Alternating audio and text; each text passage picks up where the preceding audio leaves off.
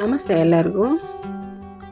ಇವತ್ತು ನಾನು ಮಾಡ್ತಾ ಇದ್ದೀನಿ ಮಖಾನದ ಗ್ರೇವಿ, ಅಂದರೆ ತಾವರೆ ಬೀಜದ ಗ್ರೇವಿ.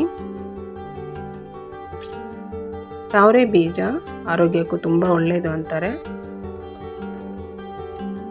ಇದರಿಂದ ಗ್ರೇವಿ ಮಾಡಿದ್ದು ತುಂಬ ಚೆನ್ನಾಗಾಗುತ್ತೆ. ಇದು ಚಪಾತಿಗೆ, ಪೂರಿಗೆ, ನಾನ್ ಜೊತೆಗೆ ತುಂಬ ಚೆನ್ನಾಗಿರುತ್ತೆ.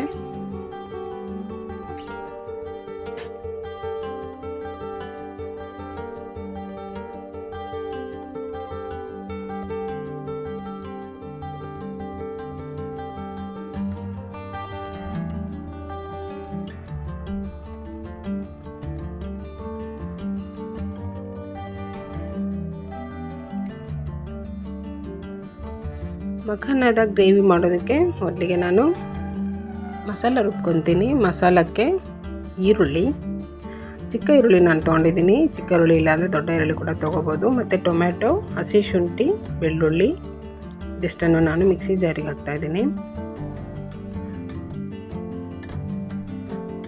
ಮತ್ತು ಒಂದೆರಡು ಹಸಿಮೆಣಸಿನ್ಕಾಯಿ, ಒಂದು 8ರಿಂದ 10 ಗೋಡಂಬಿ ನಾನು ಒಂದು ಅರ್ಧ ಗಂಟೆ ಮುಂಚೆ ನೆನೆಸಿಟ್ಟಿದ್ದೆ, ಅದನ್ನು ಹಾಕ್ತಾಯಿದ್ದೀನಿ. ಇದಿಷ್ಟನ್ನು ನೈಸಾಗಿ ನಾನು ಗ್ರೈಂಡ್ ಮಾಡ್ಕೊತೀನಿ.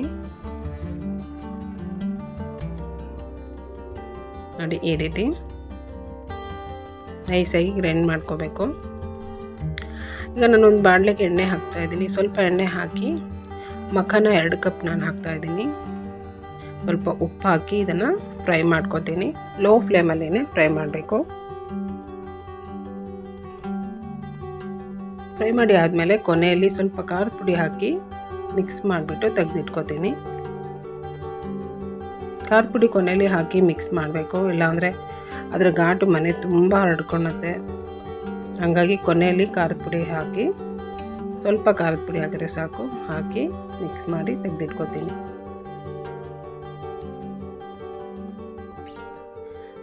ಈಗ ಮತ್ತೆ ಬಾಣಲೆಗೆ ನಾನು ಎಣ್ಣೆ ಹಾಕ್ತಾಯಿದ್ದೀನಿ. ಅದ್ರ ಜೊತೆಗೆ ಸ್ವಲ್ಪ ಬೆಣ್ಣೆ ಹಾಕಿದ್ದೀನಿ. ಬೆಣ್ಣೆ ಕರಗಾದ್ಮೇಲೆ ಒಂದು ಪಲಾವ್ ಎಲೆ ಹಾಕ್ತಾಯಿದ್ದೀನಿ, ಒಂದು ದೊಡ್ಡ ಏಲಕ್ಕಿ, ಒಂದು ಚಿಕ್ಕ ಏಲಕ್ಕಿ, ಒಂದು 2 ಲವಂಗ ಮತ್ತು ಸ್ವಲ್ಪ ಚಕ್ಕೆ ಹಾಕ್ತೀನಿ. ಇದಷ್ಟನ್ನು ಸ್ವಲ್ಪ ಎಣ್ಣೆಯಲ್ಲಿ ಫ್ರೈ ಮಾಡ್ತೀನಿ.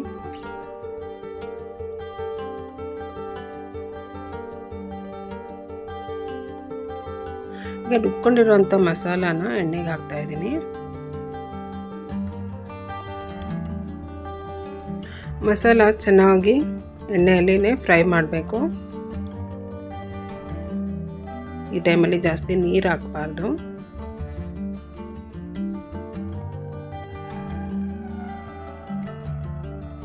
ನೋಡಿ, ಈಗ ಇದು ಚೆನ್ನಾಗಿ ಕುದಿ ಬರಬೇಕು, ಚೆನ್ನಾಗಿ ಕುದಿಬೇಕು. ಕುದಿಯುವಾಗ ಗ್ರೇವಿ ಗಟ್ಟಿ ಇರೋದ್ರಿಂದ ಮೈ ಮೇಲೆ ಸಿಡಿಬೋದು, ಹುಷಾರಾಗಿ ಮಾಡಬೇಕಾಗತ್ತೆ. ಈ ಟೈಮಲ್ಲಿ ನಾನು ಖಾರದ ಪುಡಿ ಹಾಕಿದ್ದೀನಿ, ಮತ್ತು ಉಪ್ಪು, ಅರಿಶಿನ ಮತ್ತು ಧನಿಯಾ ಪುಡಿ ಇದಿಷ್ಟನ್ನು ಹಾಕಿ ನಾನು ಸರಿಯಾಗಿ ಮಿಕ್ಸ್ ಮಾಡ್ತೀನಿ.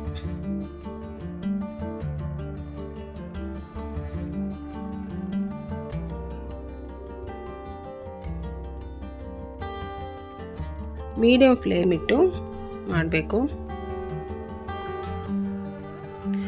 ನಾನು 1 ನಿಮಿಷ ಇದನ್ನು ಚೆನ್ನಾಗಿ ಬೇಯಲಿ ಅಂತ ಮುಚ್ಚಳ ಮುಚ್ತೀನಿ. ಮುಚ್ಚಳ ಪೂರ ಮುಚ್ಚಬೇಡಿ, ಮತ್ತು ಆವಿದು ನೀರು ಬಿಟ್ಕೊಂಡು ಮತ್ತೆ ನೀರಾಗುತ್ತೆ.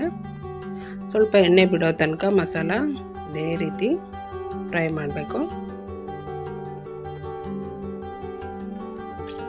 ಈಗ ಇಷ್ಟಾದಮೇಲೆ ತುಂಬ ಗಟ್ಟಿ ಅನ್ನಿಸ್ತು ನನಗೆ, ಅದಕ್ಕೆ ಸ್ವಲ್ಪ ನೀರು ಹಾಕಿ ಸರಿಯಾಗಿ ಮಿಕ್ಸ್ ಮಾಡ್ತೀನಿ.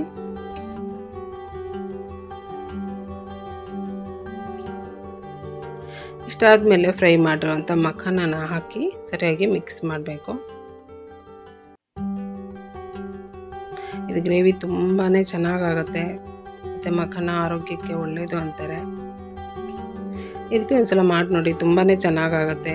ನಾನ್ ಜೊತೆ, ಪೂರಿಗೆ ಚೆನ್ನಾಗಿರುತ್ತೆ, ಚಪಾತಿಗೆ ಚೆನ್ನಾಗಿರುತ್ತೆ, ನಾನ್ ಜೊತೆ ಚೆನ್ನಾಗಿರುತ್ತೆ.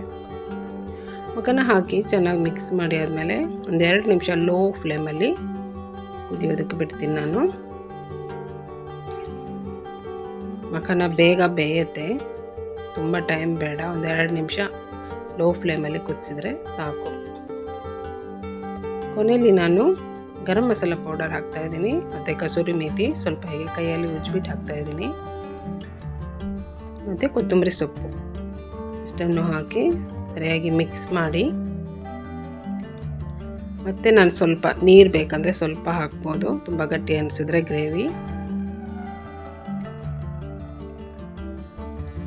ಸರಿಯಾಗಿ ಮಿಕ್ಸ್ ಮಾಡಿ ಮತ್ತೆ ಮುಚ್ಚಳ ಮುಚ್ಚಿ ನಾನು 1 ನಿಮಿಷ ಇದನ್ನು ಹಾಗೆ ಬಿಡ್ತೀನಿ.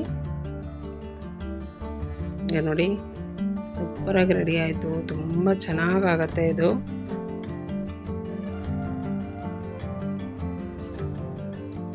ಗ್ರೇವಿಲಿರುವಂಥ ಪಲಾವ್ ಎಲೆನ ತೆಗೆದುಬಿಡಬೇಕು.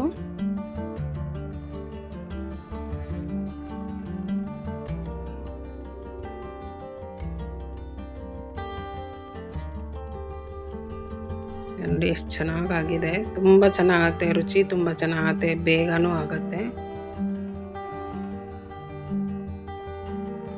ಈಗ ಇದು ಸರ್ವ್ ಮಾಡೋದಕ್ಕೆ ರೆಡಿ ಇದೆ ಮಖಾನದ ಗ್ರೇವಿ. ನನ್ನ ವಿಡಿಯೋ ಇಷ್ಟ ಆದರೆ ಲೈಕ್ ಮಾಡಿ, ಶೇರ್ ಮಾಡಿ, ಸಬ್ಸ್ಕ್ರೈಬ್ ಮಾಡಿ. Thank you.